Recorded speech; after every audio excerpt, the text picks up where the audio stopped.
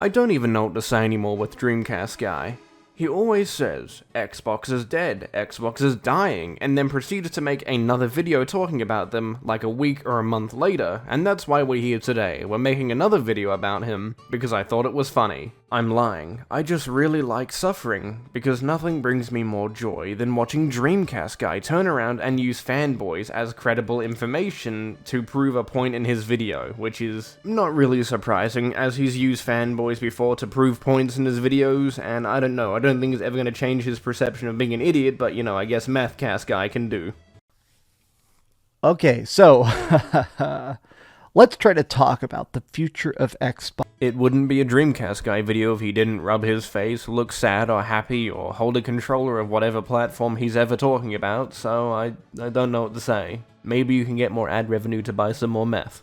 Because I am starting to think that even the most dedicated of Xbox defenders are beginning to wake up. They're starting to realize that Microsoft is not happy with Xbox, and as it currently stands, the Xbox brand is definitely not doing good. No shit, they're not doing anything good. They keep making terrible business decisions like getting rid of Tango, but then again, all the talent pretty much left after Hi-Fi Rush from what it looks like, so maybe it wasn't such a bad idea, but I probably wouldn't have got rid of them, especially when they're going around saying that they want more AA games. They're not selling consoles, they're not putting out new Xbox games, and the hype around something like Xbox Game Pass at this Dreamcast guy, I should be really disappointed in you, but I'm not surprised that you're using a picture from a fanboy account to prove your point. You know Xbox has more games coming out, right? They've got Indiana Jones, Fable, South of Midnight, and a couple other ones like Doom: The Dark Ages that I believe is coming out next year or this year.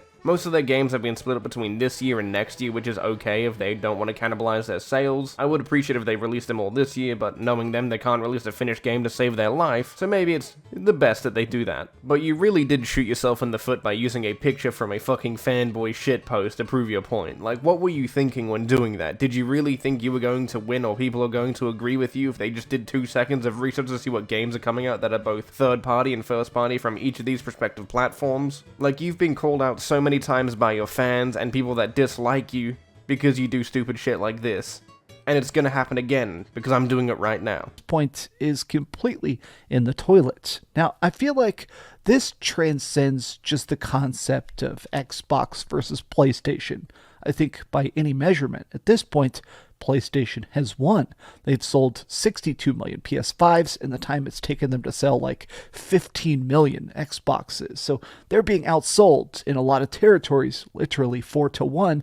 But I feel Why is there always a mention of console sales and that makes a console better? I understand that yes, that is technically good, but for the most part, it's a pretty old way to look at gaming as a whole now, as consoles are becoming less and less of a thing. And mainly there'll probably only be a couple generations left. I think it's just a very old and chaotic way to look at how and what is being successful when most of these platforms are now expanding to other places on the internet. For example, streaming, PC, and many other places where they can further expand and make more money. I would say that console is a very small portion of what will happen in the next 10 to 5 years. But one thing I would like to see from all of them is if they turned into more of a Nintendo Switch type thing, where they just have hardware and you can play whatever you want. If Sony and Microsoft make a handheld that allows you to download Steam, run emulators, and do many other things, that would probably be the best way for them to go. like it goes past that.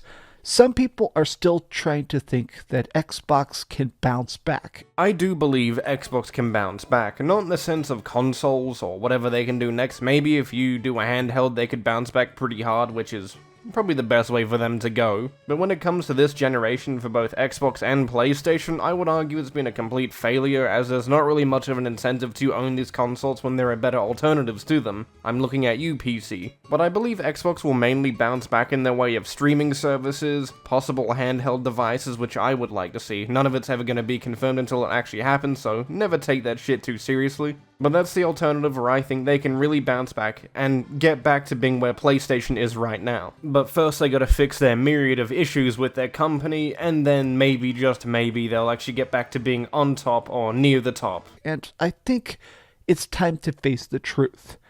Let's discuss. Hi, hope you're having a great day. I already thought he did the intro. I was dead wrong. And if you could please give this video a like and subscribe if you haven't already. You heard the man. Help me reach 2,000 subs. We're almost there. The next goal will be 10,000. I thought you might want to know. I'm a very ambitious man. So the inspiration for this is I have seen people talking about the idea of Xbox doing more acquisitions. I've seen a lot of deep dive posts from some of the most ardent Xbox defenders talking about how things are beginning to pivot. And even people like Destin Legary, who is one of the hosts of the biggest Xbox podcast in the world, are having to defend the position that Xbox is not doing great. But I want to break this down because I think that people need to realize that Microsoft has done something very extravagant with Xbox. They have dumped hundreds of billions of dollars into trying to make this brand actually work. I really need to ask this question. If Xbox wasn't profitable in any form or way, shape possible, right, why are they still around? If you weren't profitable, why would you keep sinking money into Xbox? Why would you bother if they were constantly failing and tripping over each other trying to make money? Because a smart man wouldn't keep a business that's failing going, they would close it, they would get rid of it, unless they see an inherent value in keeping it around. Involving like Mortal Kombat or Injustice, all of that is part of Warner Brothers. So there is talks that apparently, well, Xbox wants to buy some exclusivity, and I do see some Xbox fanboys saying PlayStation destroyed Bungie, which is funny because Bungie themselves disagrees. They literally did. Bungie shot themselves in the foot by signing up with Sony. Personally, I don't really care, as Bungie's not the Bungie that I once remember for Destiny 1 and Halo, so I couldn't really care too much. Bungie was the one that put themselves into that problem of needing to make more money, and if they didn't, Sony would come and take them over. And guess what they're doing right now? I believe Sony pretty much does everything for them now. I don't know how far it's gone, but they threw out a lot of people, and people are getting mad at them losing their jobs. I mean, it was pretty scummy that Bungie, just said, you know what, you guys suck, we're gonna let you know through Twitter, instead of giving them like a month advance. But personally, do I care that they're losing their jobs? No, I really don't. I don't know any of them. A lot of complexities. Game development is getting longer. A lot of these studios, when they got bought, they're not just doing standard release models, but I found this tweet by Clyobryle to be incredibly fascinating. You said his name wrong. It's obvious that the output has slowed to a trickle, and he essentially says that's because Xbox Studios is very much focusing as games as a service projects. Rare, Mojang, ZeniMax, these are people making stuff like Sea of Thieves, Minecraft, or Elder Scrolls Online and stuff like that. Mojang doing work? Never. They would never do such a thing. They spend all like of a year doing nothing just to release one update with very little content compared to previous updates of Minecraft. It's insane. Mojang stinks. Need new developer. These things are cool, but when you think about it, Rare on paper has not released a game since 2018, and so for these last 6 years, it's just updates.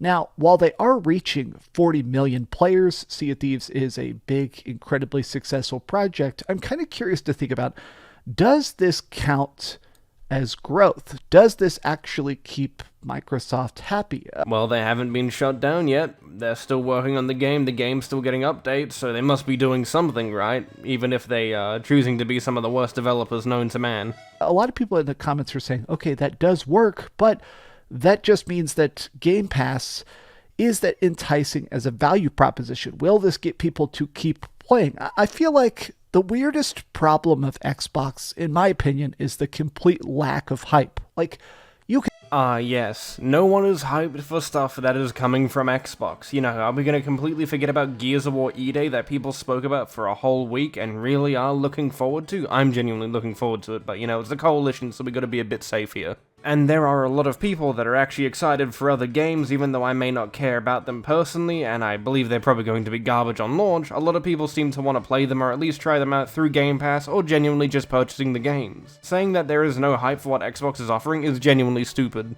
could love Xbox, you could hate Xbox, but I feel like the excitement of a Nintendo game or the excitement of a big PlayStation game, I feel like there is a difference between buying it, going home, unwrapping it, beating it, and loving it. Spider-Man 2, some people like to bag on that game a bit now, but as a Spider-Man fan, beating that game completely blew my mind. Ew, you like that game? That game was garbage. I don't know about you boys, but there were just some very questionable things, and alongside having Sweet Baby associated with that game, ew, it was yuck. Stay away from that game. How dare you like that? And also, I don't know if you actually went to go and buy a physical copy. Not many people do that anymore. At least when it comes to new games. Actually, a good question. Did they ever sell physical copies of Spider-Man 2? I don't know about you, right? Even though I can buy a physical copy, I don't need to sit there and be like, yeah, I enjoyed this game, just because I got it physically. It's just a weird argument to have. Maybe when you were younger, when you had a little bit of money, you actually had to commit to playing the game and actually getting a bit of enjoyment out of it, but, you know, you're a grown man, you don't need to play a game you dislike. Absolutely loved it. But that is an experience that Xbox no longer wants to replicate. Xbox is not selling physical games. Xbox just wants you to download it, to install it, to play it. And even if you don't beat it, it doesn't matter to them because you'll still be subscribed to Game Pass. If ownership is the issue, you wouldn't be buying from any of these companies, as if you buy those games on a digital library, you don't technically own those no matter what. Even with a physical, the game doesn't come with it, they just give you a code. This is why you do a me and buy a 2TB HDD to put all your emulated games on, so then I can play them whenever I want, wherever I want. And I just don't know if that's really that good. Like, yeah, their acquisitions, their cabal of IP is very big, but look at this.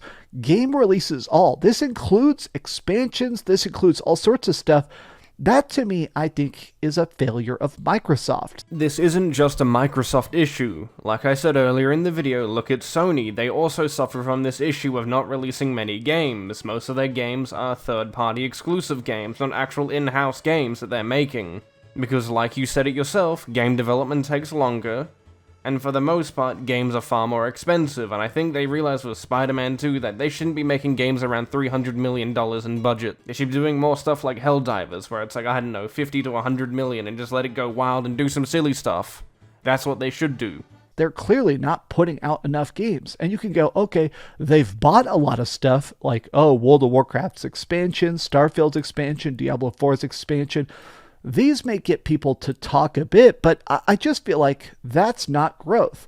Now, the reason I wanted to really chime in on this as well is I see a lot of Xbox people mad about the Xbox sales drop.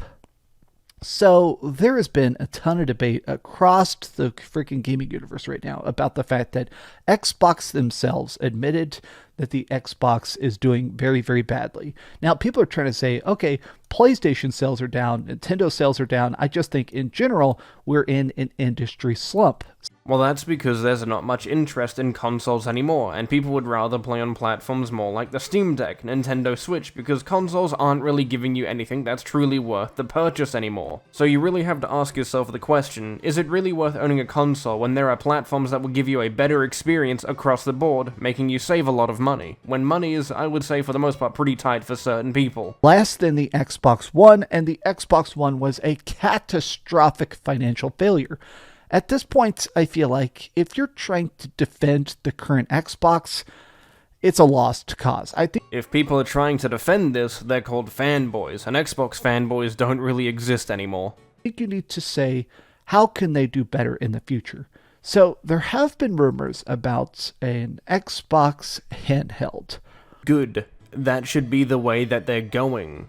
Your consoles are not going to sell, but a handheld would easily get them into a better position where they can easily flex their multiple studios that they may or may not use and spend 5 to 6 years developing games that may come out buggy and broken. But I would like to see a handheld. It may be something that I would want to purchase, because I'm not going to purchase the next console. I have no need for it now that I'm on PC.